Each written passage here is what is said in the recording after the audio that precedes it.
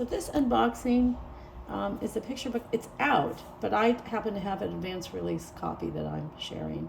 I Am Able to Shine by Korey Wakari, illustrated by Mike Wu. I believe she's Japanese American, and Mike Wu, I think he might be Chinese American. And I think this is just sort of a self-affirmation story about feeling like I belong and I can shine. So it's Keiko whispers to her crane, so that's definitely sort of Japanese references and a Japanese name. So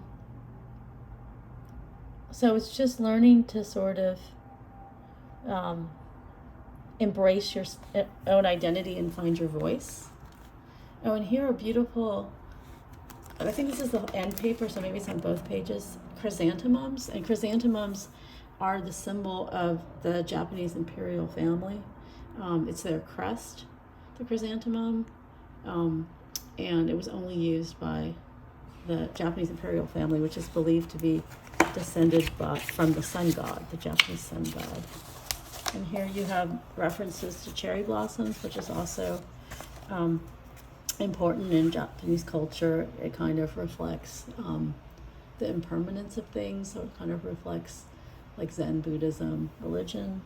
And here you have origami, cranes for good luck, and just other kind of shapes. And she's wearing, I think it could be a kimono or a yukata, hard to tell. And here she has those, I think they're called kosheki dolls. I have one actually. It's like a wooden doll. I had one as a child. And so she whispers to her crane, which she has folded. She wishes to change the world and shine.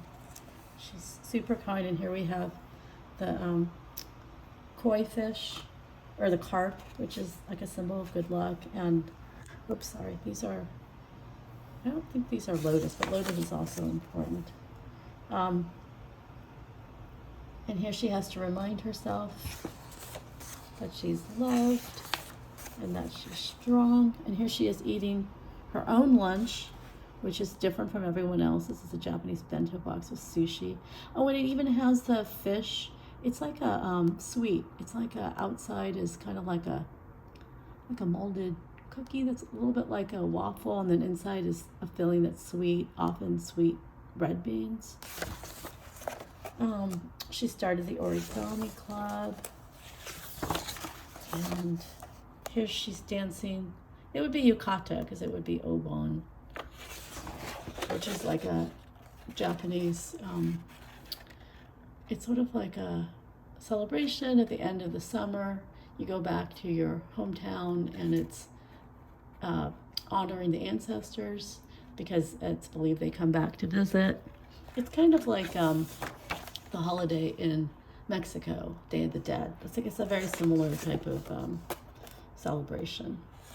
Anyway, she's learning that she's courageous and beautiful, and she can be a leader, and here's the Oval Office. Nothing is out of reach for her. And yeah, it's just a beautiful self-affirmation. Very important now during this time of anti-Asian racism and hate crimes.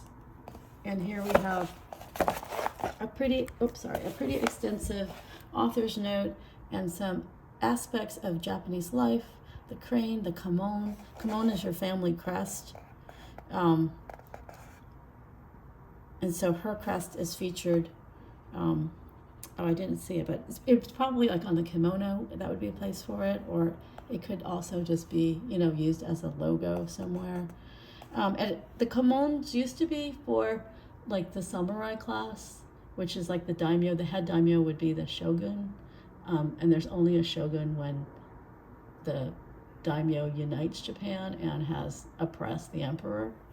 And the samurai are like the nobility army of the daimyo. And the daimyo is a warlord who would control like a territory, like a city.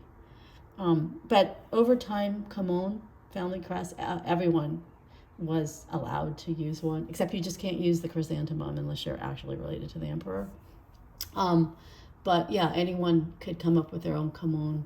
And that's why there's just like hundreds of these different designs, and people would use it for their kimonos or just, associated with their family. But even now you can go to Japan and you can, buy a kimono or design a kimono and, create it for yourself. That's how, anyone can do it.